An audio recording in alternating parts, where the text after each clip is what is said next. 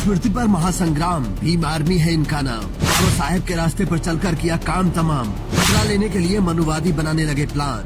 Bhim army के राष्ट्रीय अध्यक्ष विनय रतन सिंह ने मध्य प्रदेश में मनुस्मृति का दहन किया है और चंद्रशेखर आजाद ने खुला विरोध किया है। तब से मनुवादियों के सीने पर सांप लौट रहे हैं और वो किसी भी तरीके से सबक सिखाना चाहते हैं। अनिल मिश्रा से लेकर स्वामी आनंद स्वरूप तक विचलित हैं और चंद्रशेखर आजाद के खिलाफ युद्ध छेड़ने की बात कर रहे हैं, क्योंकि विनय रतन सिंह ने जो किया है वो करने के लिए बाघ का कलेजा चाहिए। उन्हें पता था कि ऐसा करने से मनुवादी बिलबिला उठेंगे और उनके पीछे पड़ जाएंगे। उनको पता था कि सरकार किसका साथ देगी, उनको पता था कि इकोसिस्टम हिल जाएगा, लेकिन बाबा साहेब के रास्ते पर चलने के लिए सारे रिस्क लिए और खुलेआम मनुस्मृति को स्वाहा कर दिया।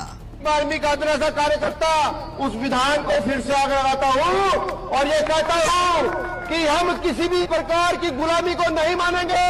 हम ऐसी किसी चीज को नहीं मानेंगे जो हमें गुलामी की ओर लेकर जाती हो।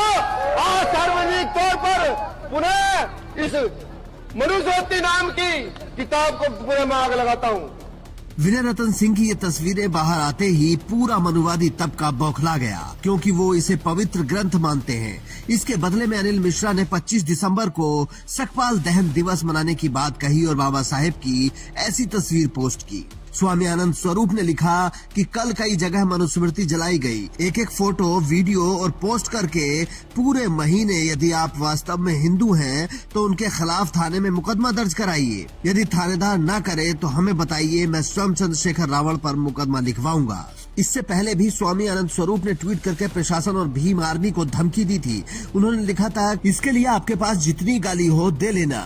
ये भीम आर्मी का राष्ट्रीय अध्यक्ष है, इसने मध्य प्रदेश की पुलिस के सामने ही हमारी पूजनीय ग्रंथ मनुस्मृति को जलाया है। मोहन यादव ने बहुत गंदा काम कराया और यदि इस पर कार्रवाई नहीं हुई तो इसका परिणाम भयावह होगा।